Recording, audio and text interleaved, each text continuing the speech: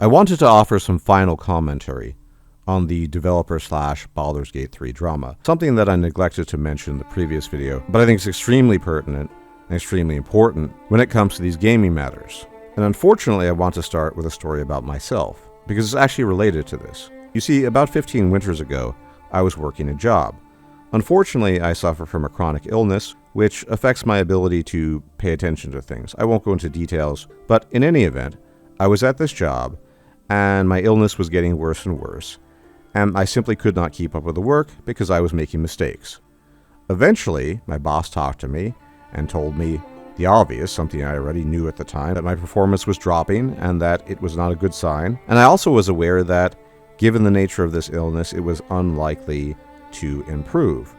Well, lo and behold, to nobody's shock, I was sacked from the job, although with no hard feelings, and I had a discussion with the boss, and he informed me that, although he liked me well enough, given the fact that my performance was dropping and I had no control over the illness affecting my performance, he had to let me go. Why? Because it affected the bottom line of the company. Now, lest you think I'm telling you this sob story so as to engender sympathy for my plight, I can assure you that's not the reason. The reason why I'm telling you this story is because companies concern themselves with their bottom line, and the individual things that happen to employees are generally not a concern for companies, meaning if an individual worker falls ill or cannot complete the tasks that he is assigned, such as was the case with myself, he will eventually be sacked from the job and lose his employment. Is this a good thing? I don't know. I'm not here to morally condemn my former boss or to ask for your sympathy. No, the reason why I bring this story up is because of the uncanny parallels that exist in the gaming industry. Much akin to a boss or a CEO whose only concern is the bottom line, and who is largely indifferent to the individual woes of the employees laboring under him, so too is it the case in the gaming industry that the concerns of the developers and or the tools and resources they have available, such as the things cited in the case of Larian, the experiences they had, the 3-year early access, the tools that were particularly tailored to making this game, all of which are decent arguments on their face, these things don't matter to the gamer or consumer. Just as my illness did not matter to my boss ultimately because it interrupted his profit, gamers don't care whether or not a company has access to certain tools, had a 3-year early access period with feedback and revisions. Gamers just care that a game is good, meaning whatever has gone into the game, the individual labor of developers and the team, just as the well-being of individual employees is largely unimportant to a CEO. Or for that matter, how hard an individual employee works, because ultimately the only thing that matters is results. So too does this apply to the gaming industry.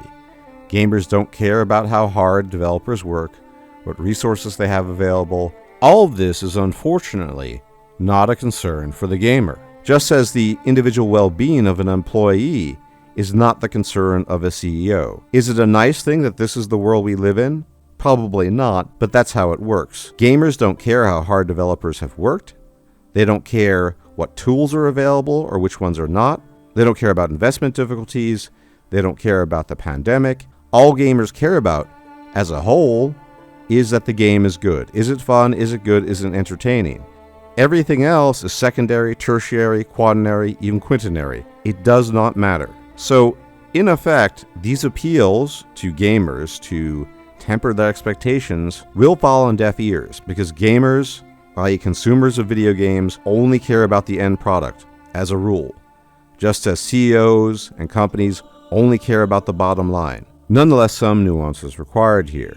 I've already pointed out that nobody expects a studio of 20 to make a game such as Baldur's Gate 3.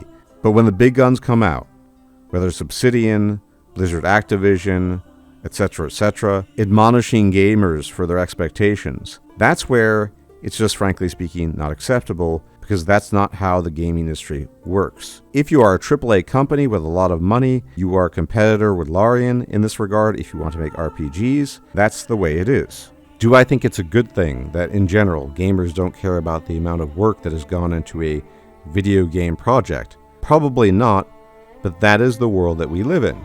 Unfortunately, that means that if it's the case that Baldur's Gate becomes the game of the year and the RPG of the decade, perhaps even the century, very few people are going to look at these carefully thought out tweets on the part of this developer and think, aha, I have to temper my expectations because it's so anomalous.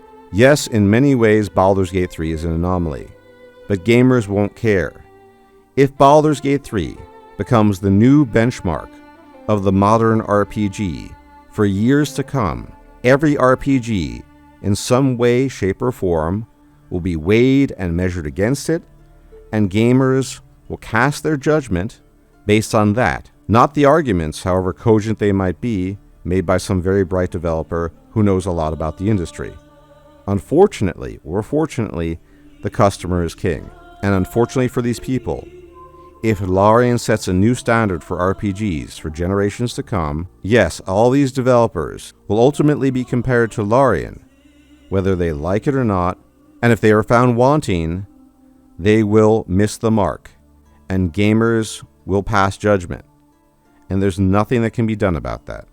For better or worse, that is how the market works. Employers care about their bottom line. If your performance drops because you're sick, or your mother died, or because it's noisy, they don't care. They only care about the money their company's making. And I hate to say it, but gamers only care about good games. That's the reality we live in, and these developers, whether they like it or not, will be forced to reckon with that reality. Now, a good case in point in the real world demonstrating this point would be the story of CD Projekt Red with respect to The Witcher 3, and later on with respect to Cyberpunk. Because if you've ever paid attention to the news, CD Projekt Red is notorious for having really, really bad working conditions for their employees, i.e. for the developers. The working hours are allegedly ridiculous, the crunch time is allegedly ridiculous, and they are further notorious at CD Projekt Red for restarting projects that they're already halfway done with, forcing the developers to start all over again. This is very troublesome to hear,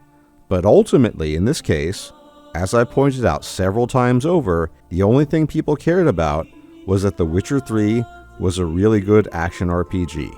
That's what they cared about. The Witcher 3 is one of the great action RPGs of our lifetime. They didn't care about the crunch time, about the setbacks, about the terrible conditions for the employees. They only cared that The Witcher 3 was a good game. And the same logic applies to the somewhat disastrous release of Cyberpunk 2077. Nobody really cared that the developers were under pressure from the investors to push out a product before it was finished. They only cared about what the finished product looked like, which at the time of release was not particularly good. And that's just the cold, unfortunate reality that we live in when it comes to the gaming world. And if you like this video, consider joining my Discord, where you can discuss Baldur's Gate 3 with like-minded people, builds, everything you can imagine, as well as other RPGs. And as always, thank you for tuning in. If you like my content, you could leave a like, comment, share, and subscribe. It really helps out my channel and its growth, and I will check you out next time. Take care.